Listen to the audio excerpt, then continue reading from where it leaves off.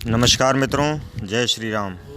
मित्रों, आज बात करेंगे अयोध्या जो है अभी भगवान श्री राम की नगरी जो है वो आज दुल्हन की तरह सजाई जा रही है, जिसको आप इन फोटो के माध्यम से देख सकते हैं कि अयोध्या में श्री राम जन्मभूमि पर करोड़ों भारतीयों की आस्था और आकांक्षा के प्रतीक भव्य श्री राम मंदिर का निर्माण का शुभारंभ 5 अगस्त 2020 को होने जा रहा है। भारत की सांस्कृतिक इतिहास में यह पर्व जो है वो स्वर्ण अक्षरों में लिखा जाएगा। 1952 में सौराष्ट्र गुजरात के वेरावल में सुप्रसिद्ध सोमनाथ मंदिर की प्राण प्रतिष्ठा स्वतंत्र भारत के तत्कालीन राष्ट्रपति डॉक्टर राजेंद्र प्रसाद जी के हाथों हुई थी।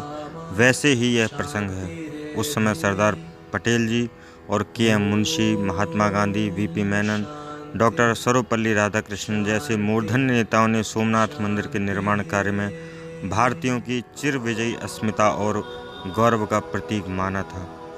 हालांकि पंडित नेहरू जैसे नेता इस घटना को हिंदू पुनरुत्थानवाद कहकर विरोध भी किया था।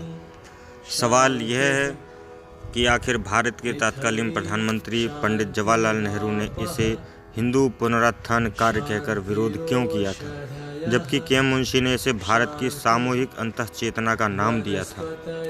प्रश्न यह है कि वह ढांचा जिसे बाद में मस्जिद कहा गया वास्तव में इबादत के लिए बना ही नहीं था।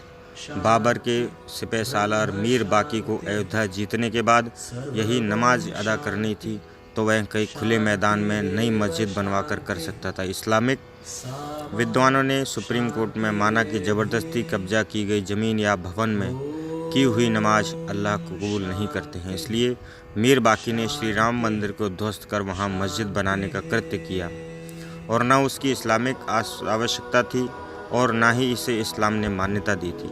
फिर उसने यह क्यों किया? क्योंकि केवल भारतीय आस्था और अस्मिता और गौरव पर आघात उसे करना था। 60 साल से एक दल ने निरंतर शासन करके इस अनुदार धारणा का ही संरक्षण किया, पोषण किया और समर्थन किया। इसलिए इसकी बौद्धिक जगत, शिक्षा संस्थानों में, मीडिया के भारत की यही अभारतीय अवधारणा प्रतिष्ठित कर दी गई। इसलिए अयोध्या में श्री राम मंदिर का निर्माण के विरोध में उभरने वाली आवाज़ें मीडिया और बौद्धिक जगत के ज़्यादा तेज सुनाई देती हैं, लेकिन करोड़ों भारतीयों ने ऐसा जो भारत में भारतीय अवधारणा को अंतःकरण से मानते हैं, जो भारत की एकाग्र और समग्र आध्यात्मिक परंपरा के साथ गहराई से जुड़े हुए हैं और भारत के सामूहिक अंतःचेतना के अनुरूप हैं। भारत की यह अचेतना जिसे सरदार पटेल जी, के.एम. मुंशी जी, डॉक्टर राजेंद्र प्रसाद जी, महात्मा गांधी, श्री राधाकृष्णन और पंडित मदन मोहन मालवीय और आधुनिक स्वतंत्र भारत की कई दिग्गज राष्ट्र निर्माताओं ने अपनी वाणी और आचरण से अभिव्यक्त किया है। इसलिए यह अयोध्या का राम मंदिर नहीं, महज एक मंदिर नहीं है, वह करोड़ों भारतीयों की आस्था और गौरव का प्रतीक है। इसलिए उसका पुनर्निर्माण भारत की सांस्कृतिक गौरव की पुनर्स्थापना है। आगामी 5 वर्ष अगस्त 2020 को इस राष्ट्रीय सांस्कृतिक और गौरव स्थान को राम मंदिर निर्माण के लिए सुरक्षित कर दिया गया। भारत के नहीं बल्कि दुनिया भर के करोड़ों भारतीय मूल के लोग इस प्रसारण को दूरदर्शन आदि सभी राष्ट्रीय चैनलों पर देख सकते हैं, जो कि बहुत उत्साह का विषय है। और अयोध्या को इस प्रकार से सजाया गया है कि जैसे त्रेता युग में भगवान श्री राम जब अयोध्या वापस आए थे, लंका को जीतकर, रावण पर विजय प्राप्त कर लौटकर जब भगवान श्री राम में जैसी अयोध्या को दुल्हन की तरह सजाया गया था, रामायण में वर्णन आता है कि उस समय अयोध्या को दुल्हन की तरह सजाया गया था।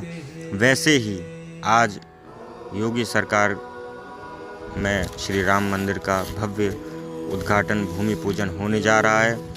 आप देखेंगे फोटो के माध्यम से कि कितना भव्य वहाँ पर दुल्हन की तरह अयोध्या नगरी को सजाया गया है।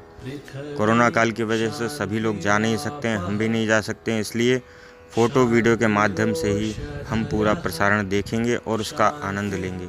लेकिन आप देखने वाली बात यह है कि अयोध्या को जिस प्रकार से सजाया गया है, शायद ही ऐसा इतिहास में कभी ना अभी तक तो हमें देखने को नहीं मिला है।